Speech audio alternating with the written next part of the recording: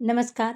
गुंजन recipe मराठीमध्ये तुमचे खूप खूप स्वागत आहे. नाश्त्यासाठी किंवा मुलांच्या डब्यासाठी आज आपण ही झटपट होणारी मूग डाळ मेथी घावन तयार करणार आहोत. त्यासाठी ही रेसिपी शेवटपर्यंत नक्की पहा. इथे मी रात्रभर 1 वाटी मूग डाळ भिजवून घेतलेली आहेत. आपली मूग डाळ छान भिजली गेलेली आहे. जर तुम्हाला लगेचच हवे असेल तर तुम्ही 2 ते 3 तास ही मूग डाळ भिजवून घेऊ शकता. आता भिजवलेली मूग डाळ आपण मिक्सरच्या भांड्यात काढून घेऊया आणि त्यामध्ये पाववाटी पाणी टाकून आपण ही मिक्सरला बारीक अशी वाटून घेणार आहोत.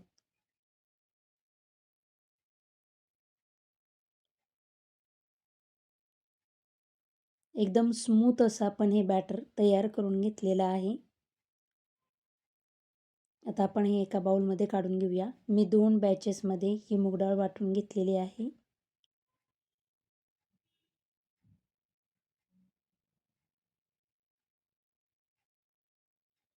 आता वाटलेली मूग डाळ एका बाजूला ठेवून आपण इथे 1 चमचा अख्खे धणे आणि अर्धा चमचा जिरे भाजून घेतलेले आहेत.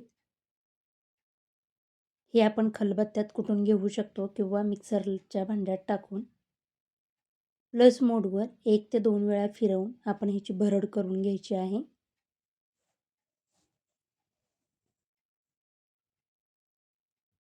आपले धणे आणि जिऱ्याची मी भरड तयार करून घेतलेली आहे.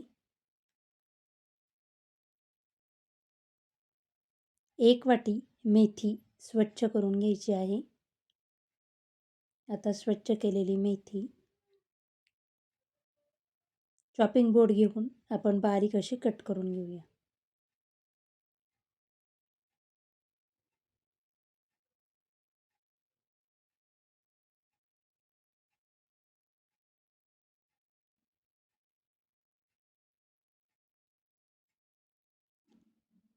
आपली मेथी कट करून झाली की जे आपण मुगाच्या डाळीचे मिश्रण तयार करून घेतलेलं आहे त्यामध्ये आपण ही मेथी काढून घेऊया.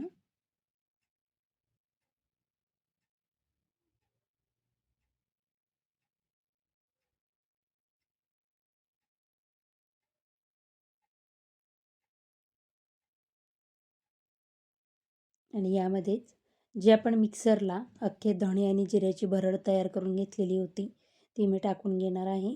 लाल तिखट अर्धा चमचा,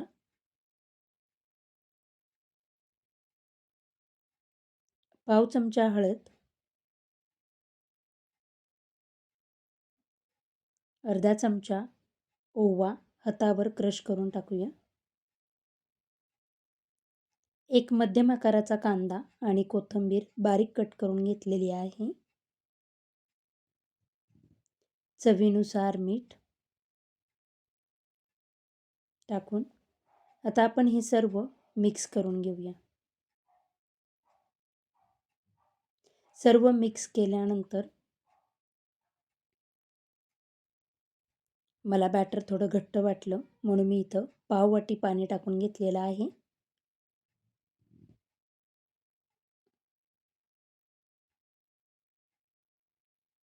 आपलं बॅटर व्यवस्थित असं मिक्स करून झालेलं आहे.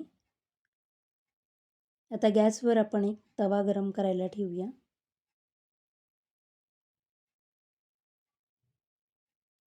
आणि त्याला तेल लावून घेणार आहे. तव्याला तेल लावल्यानंतर आपण हे बॅटर टाकून घेऊया आणि हे पसरवून घेऊया.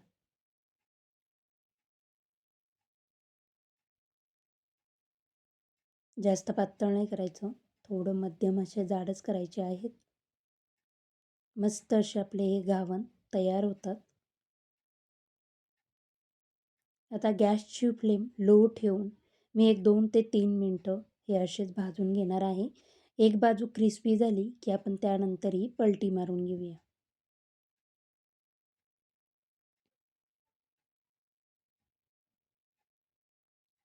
पलटी मारताना सुरुवातीला कडा मोकळ्या करून घ्या आणि त्यानंतर हे पलटी मारून घ्या. तुम्ही बघू शकता मस्त असं क्रिस्पी भाजलेलं आहे.